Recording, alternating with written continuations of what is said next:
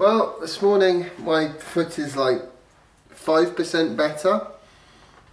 Still not good. I don't know if I'll be able to go for a run today.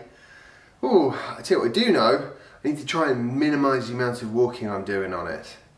And also I have to go take Jasper to school now, so yeah. Ouch.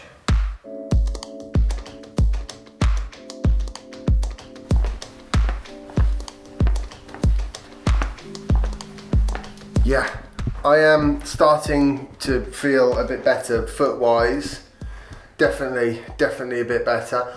I have spent the whole day lying down with my foot in the air. I really want to go for a run. Obviously, I'm going to have to go get Jasper first because it is picking him up time. Like, literally the whole day spent lying down. Yeah, you know what? I'll give that a go after I've got Jasper. I don't have time to have a go now. But I really want to get my 2K. It's going to be the world's slowest 2K ever if I do it. And if I do it or not is going to depend 100% on how my foot feels, which at the moment is not good. But getting better. Not really supposed to miss my 2K a day, am I? It's just, you know, sometimes it can't be helped. Which is yesterday. I mean, yesterday there's no way I could go for any kind of a run. I probably shouldn't this time either, but I think maybe if I jog like really slowly, that counts as jogging, right? At least it stopped raining.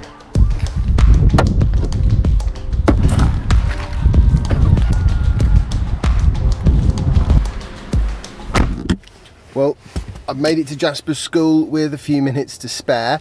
The road was closed again, and this is going to carry on happening between now and like 2 weeks time. It's really annoying because if you take the diversion, you get here about the same length of time as it. Basically, the problem is the road's closed, and it could be closed till 3:30. I picked Jasper up at 3. Equally, it's usually open by like 2:45 or something like that. So you've got to decide, do you do a 25-minute diversion, like literally driving round to do one tiny bit there, or do you just sit and wait for them to move the road closed sign? Today I chose to sit and wait, and it was the right decision because I was waiting for about 20 seconds.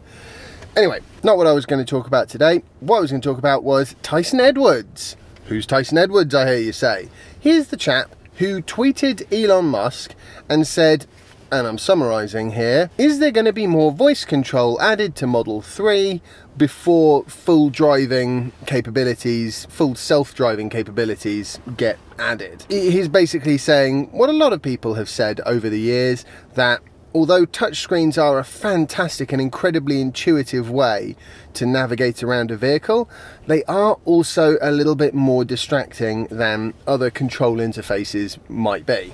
I actually don't find this center console to be particularly difficult to use whilst you're going along. It is at least very easy to get to. Let's say I want to take the child protection locks off, which I wouldn't want to do while I was moving anyway, but let's just assume for a second I did. 1 click, 2 clicks, 3 clicks. And that's basically how deep any setting is. You can do more or less anything in this car with 3 presses of the touchscreen. In that respect, it is great, because if you use other car infotainment systems, you know, settings and things you might want to adjust or check can be many button presses down through complex menus, and you have to really know where you're going in the menu system or you get totally lost. I am a really big fan of the touchscreen, but because you can't feel any definition to a button or anything, there is a bit of a knack to using it in a limited fashion whilst keeping your eye firmly on the road ahead. So when I say using it in a limited fashion, I'm not talking about like typing in the song that you want to listen to or something, you know, that But equally, you might want to change to another radio station or increase the temperature in the cabin or something like that. And yes, you can do these things from the steering wheel, but half the time, by the time you've actually done it through the steering wheel, it would have been quicker and easier to just use the center screen, in my experience. Now, the ultimate solution, of course, is to just have really good voice control within the car. I mean, if I could say, set the cabin temperature to 22 degrees and it would just do it, that would be cool. We're definitely not there yet, by a very, very long way. But this is the really, really great thing about Tesla. Although their voice control historically, I mean, I've found it totally useless. About the only thing I ever really use it for is just saying something like, you know, ring my mum and dad. It can just about cope with that level of vocal comprehension, but it's certainly a very, very, very long way away from something like a smart speaker, you know, from Google or Alexa or any of that sort of thing. However, and this I think is a really, really critical thing to do with smart speakers that I've noticed, and it ties in perfectly with cars, because all the work, the real work, is handled off-site in a server somewhere, and you've got an internet connected device, and basically that is exactly the same setup as the Tesla is using. What that means is you can improve these things in a completely seamless way. Since we've had Alexa, it's got a lot better. Since we've had our Google Home speaker, it has got a lot better. You didn't used to be able to set a timer when I first had the thing. They just seamlessly added features. And so what I'm hoping is that once the Tesla engineers get done adding in the proper core functionality that should just be there anyway, honestly, they can turn their attention to really sorting out voice control, and that will totally answer all those critics who are like, oh, you've got that big center screen and it's, you know, too difficult to use. It isn't. You can get used to it, but better to not have to get used to it. Better to not have to actually touch any buttons whilst driving down the road, or for that matter any screens.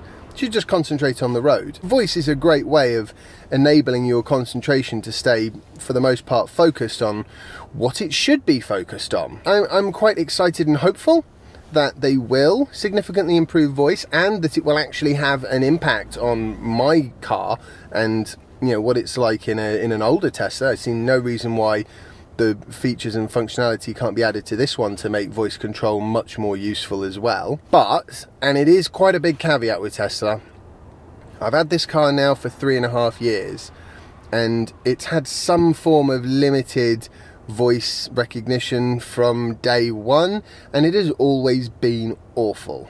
Some people find it better than others, but I really don't personally feel like it is a well-developed, reliable feature. Maybe it's my incomprehensible British accent, who knows? It's definitely something that I really hope Tesla do put a serious amount of work into, because at the moment they are a long, long way away from having it be what I consider to be a good standard, you know, a sort of Google Home speaker level of, they're not there yet.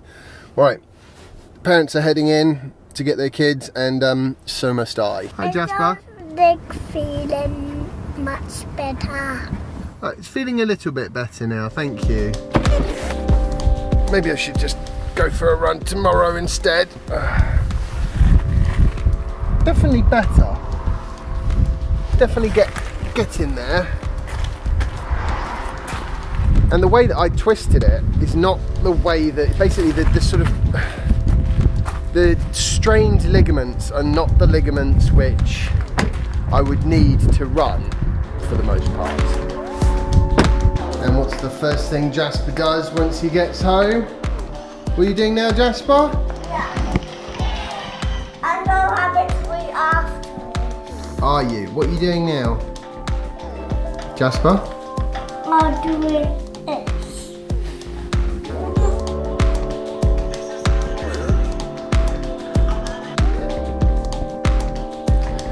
He watches the 10 like world's strongest kid video on YouTube as a kind of motivation, I think, because he doesn't do what they do in the video, but he puts that on and that motivates him to pump some iron. Brilliant. I'm very impressed with his staying power on it. What's this, like the 3rd, 4th day he's been at this now? I'm not happy about this, but I think I've decided what I'm going to do is not go for a run today and have a go tomorrow. I think today it's a little bit too soon. Got movement, but it feels very swollen and tight still. See that? Nice big swollen ankle joint. But it definitely is feeling much better to walk around with now.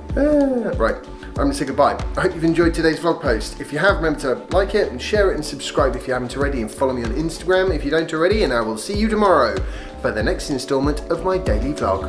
Bye. I have an idea how you can drive the foot not hard and push the pedal and the car will go. Actually, luckily enough, Jasper, Daddy's car is, well, because it's electric, it doesn't have gears. So I won't actually need to use this foot to drive.